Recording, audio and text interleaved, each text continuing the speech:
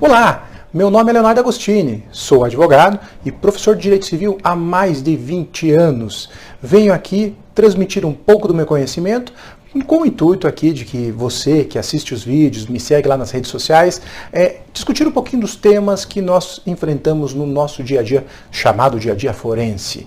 Mas a ideia aqui é só compartilhar conhecimento. Se você tiver alguma dúvida, não deixe de procurar um bom advogado. Vamos lá ao assunto de hoje. O que trabalharei com vocês no dia a dia de hoje? Senhores, hoje eu vou trabalhar esse assunto, a responsabilidade do condutor, do proprietário ou do responsável no transporte de cortesia. Leonardo, do que está falando? A minha pergunta básica para vocês é a seguinte: vocês já deram carona alguma vez na sua vida? Você já deu carona para um amigo na faculdade? Você já deu carona para aquela namorada ou para o namorado? Aquela pessoa que você tinha segundas intenções? Às vezes você, meu amigo aí, que tem uma transportadora, você já não viu o seu motorista do caminhão dar carona para o policial rodoviário que está lá esperando, né? Terminou o turno, o policial rodoviário quer se deslocar, quer ir para casa e está lá na rodovia, né? O posto da polícia rodoviária, seja estadual ou então a polícia rodoviária federal, está lá longe das grandes cidades ou das pequenas cidades e o policial rodoviário quer voltar para casa. O que faz o caminhoneiro? Dá uma carona. Tem uma companhia e também tem eu diria que um guarda aqui particular durante o seu trajeto. Pois bem, nesse caso nós temos aqui a chamada carona. E então tratada pelo direito civil ou pela nossa doutrina como transporte de cortesia. Mas eu queria fazer uma pergunta para vocês. Quem já não deu carona? Mas a pergunta que eu queria fazer para vocês é o seguinte: será que se eu soubesse do risco da carona, será que eu realmente daria essa carona? Por que digo isso? Senhores, quando tudo ocorre bem, perfeito. Não há dúvida, eu dou a carona para o indivíduo que está ali precisando chegar até o posto de combustível, levo ele até o posto e está valendo. Fiz um ato de bondade, ganhei mais uma amizade, ajudei o próximo, está tudo ótimo. O problema é que às vezes eu posso querer dar essa carona e durante o trajeto ocorrer um acidente. E se ocorre um acidente, essa pessoa se machuca. E se essa pessoa se machuca gravemente, ou então acaba por falecer. Aí vem o complicador. Então a pergunta novamente que eu faço a você é: será que se eu soubesse do risco, eu daria uma carona? Veja só que interessante o caso aqui que eu já tenho que começar. Vocês viram esse caso do Monster Truck? Aqui é caso de carona, não vou entrar nas peculiaridades, mas veja só, esse caso é interessantíssimo, né? Nós estamos ali com os amiguinhos, todo mundo entrando, o dono do Monster Truck vai passar por um açude, tá tudo correndo bem, festa, maravilha, desafio do Monster Truck. Vamos ver, estão passando pelo açude aqui, tá tudo indo bem, até tem uma musiquinha de fundo, daqui a pouco eu coloco a musiquinha de fundo, muito interessante. O motorista está ali com, sei lá, deve ter umas 20 pessoas, todo mundo muito animado, vamos lá, vai passar, vai passar, vai passar. E o que acontece de repente? Olhem só, senhores, olha o que acontece, opa, o Monster Truck acaba por virar.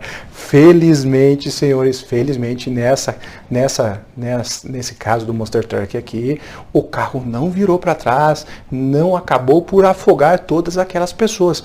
Mas imagine só se tivesse naquele momento o Monster Truck virado para trás e acabado por matar ali, afogar 2, 3, quem sabe 10 pessoas. Seria uma tragédia, perfeito? Diante dessa tragédia, aquilo que era para ser um desafio, uma brincadeira, filmado, todo mundo estaria feliz, acaba por virar um tormento, não só para o proprietário do Monster Truck, mas também para os próprios passageiros que estavam ali de carona.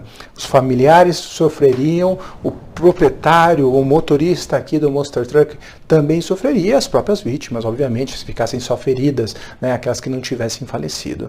E aqui, então, há uma repercussão jurídica sobre o tema. Por quê? Porque, efetivamente, nesse caso, nós veremos que a pessoa que deu a carona pode vir então a vir a ser responsabilizada. Vejam outras hipóteses aqui também de problemas relacionados à carona e que efetivamente tudo deu errado, e aqui nós temos a possibilidade de acionamento, de discussão judicial sobre a responsabilidade, ou permeando ou querendo trabalhar com a responsabilidade do proprietário ou do condutor do veículo. Veja, trago só duas tristes notícias aqui. No caso de um acidente de trânsito ocorrido aqui em Cascavel, na cidade do Paraná, aqui interior do Paraná, o que nós temos ali, duas jornalistas acabam por falecer, estavam voltando, se não me falha a memória aqui, de uma festa, eu não lembro, acho que não era formatura, mas sim uma festa, e de repente o motorista perdeu perdeu o controle sobre o veículo, acaba por capotar. E essas duas jornalistas, jovens de 24, 23, 24, 25 anos, acabam por falecer. Uma outra triste notícia também, lá ocorrida aqui na cidade de São Paulo, onde jovens também saem de uma festa, acabam de madrugada por se envolver num acidente de trânsito que deixa 4 mortos. Veja que situação lamentabilíssima.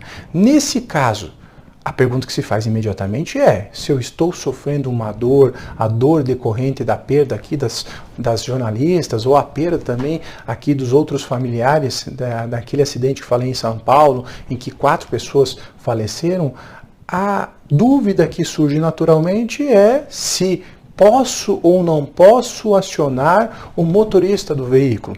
Além disso, se o motorista não é o mesmo motorista, o motorista não é o proprietário. Eu tenho um proprietário e um motorista.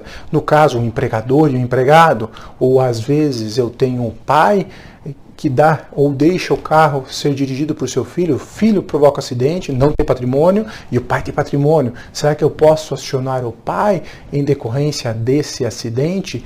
Quais são aqui as justificativas legais, ou como se manifesta a doutrina e a jurisprudência nesses casos?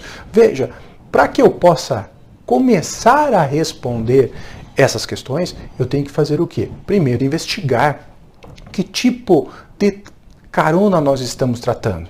Por quê? Porque eu não sei dizer ainda a resposta se eu não souber qual foi o tipo de carona dada. Isso influencia diretamente a resposta. O que quer dizer com isso, senhores? Primeiro, existem vários tipos de carona. Existe um tipo de carona que é a carona parece, mas não é. Como assim, Leonardo? Parece, mas não é. Realmente, vocês verão comigo aqui que existem tipos de transporte de cortesia que de cortesia não tem nada.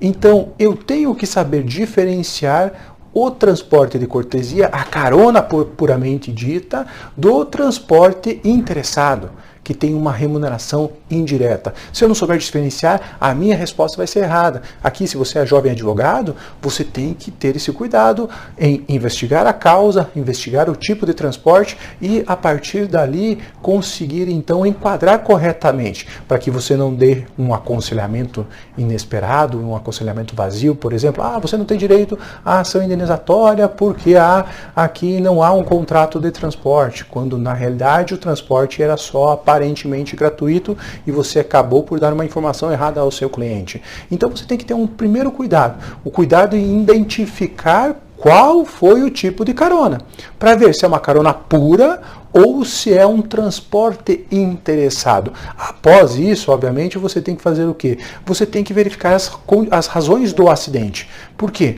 Por que disso isso? Por que digo isso? O contexto fático do acidente influencia diretamente a resposta. Vejam, eu tenho que avaliar. Se for uma carona propriamente dita, nós já veremos que há possibilidade de responsabilização do agente, comprovando a culpa ou dolo grave. Mas, nesse caso, como saber se há culpa ou dolo grave? Eu tenho que investigar se houve ali imprudência, negligência ou imperícia. Será que o fato não foi causado por o acidente não foi causado por um fato de terceiro? Então nesse caso eu estou dirigindo e uma outra pessoa vai fazer uma ultrapassagem proibida, eu estou na minha mão de direção, andando corretamente na via, levando minha corona bonitinha e de repente uma outra pessoa faz uma ultrapassagem passagem proibida, vem para minha pista de rolamento e eu tenho que jogar o carro para o acostamento e acabo por capotar esse veículo. Aqui eu estou diante de um fato terceiro, uma causa externa ao acidente, que não gera a responsabilização do proprietário do veículo ou do condutor do veículo. Então as circunstâncias do acidente são muito importantes para análise do fato, análise da eventual responsabilização do agente. Então o ponto de partida é tipo de carona. Qual é o tipo de carona? E daí você já está se perguntando, mas Leonardo, como assim? Carona? Carona é tudo igual. Eu digo que até esses dias eu fiquei irritado porque um amigo meu, coisa de bebedeira, né? Você está no churrasco, começamos a brincar e falar, advogado não serve para nada. Pô, eu pego lá, entro na internet, hoje eu faço contrato por inteligência artificial, ChatGPT, não precisa de advogado, para que eu vou precisar de advogado? E eu comecei a brincar com ele, até quem sabe aqui foi aqui a inspiração para o meu vídeo. Eu perguntei para ele, vamos falar um assunto bem simples. Muito simples. Responsabilidade do proprietário ou do condutor do veículo no acidente relacionado à carona. E comecei a fazer essas perguntas para eles que vocês verão aqui na minha tela. Vejam só, existem vários tipos de carona. E eu perguntei para ele, estas caronas aqui são realmente todas elas iguais? Comecei a perguntar para ele, veja, quando você dá carona para um colega da faculdade, nós estamos diante da carona propriamente dita ou estamos diante de um contrato de transporte? Ele já não conseguiu diferenciar. Depois falei para ele, mas e quando você, amigo, dá carona na volta da festa? Nós estamos diante de carona mesmo ou estamos diante aqui de um transporte, um contrato de transporte? E continuei. A carona daquele caminhoneiro, do dono transportadora ao policial rodoviário. Eu estou diante de uma carona propriamente dita ou de um contrato de transporte? E fui aumentando o grau da dificuldade. E daí eu passei a falar, é aquela carona do corretor do imóvel, o corretor de imóveis, ao comprador para visita numa casa, num apartamento que está à venda. Ela vai ter o mesmo tratamento da carona do amigo na volta da festa, da carona para aquele sujeito que está sem combustível numa rodovia EMA lá, passando por uma grande dificuldade, ou será que tem um tratamento diferente? E finalizei com outras duas perguntas. A carona que o hotel oferece naquele chamado translado de cortesia, se ocorre um acidente naquele momento, você não tem direito a nenhuma indenização, porque está diante de um transporte típico de cortesia, e aí começou a surgir todas as dúvidas. Ele começou a ficar meio vermelho, mas tudo bem, estava bêbado, e o bêbado não fica com muita vergonha, né? E para finalizar, imagine que um jornalista é convidado para fazer a cobertura de um evento de uma determinada montadora de automóvel e durante o trajeto contratado pela montadora, o trajeto do transporte rodoviário, ocorre o acidente. A família pode acionar a montadora querendo obter uma indenização dela, se foi ela que contratou o transporte, sim ou não? Vejam só, aqui eu estou diante de alguns dos vários exemplos existentes na nossa vida para falar de carona.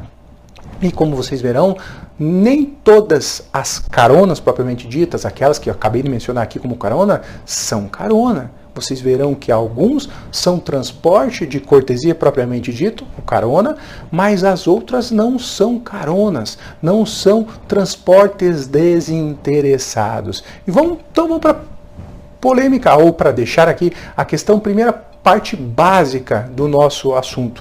Vamos tratar ou diferenciar aquilo que eu não quero que você erre nunca, que você tenha conhecimento e não caia em nenhuma pegadinha, a diferenciação entre o transporte realmente gratuito, aquele transporte realmente de cortesia, do transporte não feito de cortesia, aquele transporte em que há aqui uma chamada remuneração indireta. Veja só, senhores, quando eu estou trabalhando o transporte de cortesia, eu vou acabar por trabalhar aqui e por verificar se eu estou diante de um transporte puramente gratuito ou um transporte só aparentemente gratuito. Quando eu tenho um transporte puramente gratuito, eu não tenho qualquer tipo de benefício.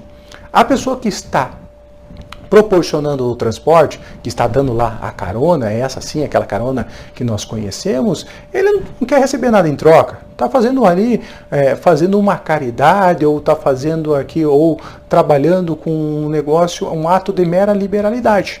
Então, nesse caso, a responsabilização do agente demanda a chamada culpa ou dolo grave. Já diferentemente daqueles transportes puramente gratuitos. No caso do transporte puramente gratuito, aqui a carona parece que é gratuita, mas não é. A carona aqui envolve a chamada remuneração indireta. Veja só o que acontece.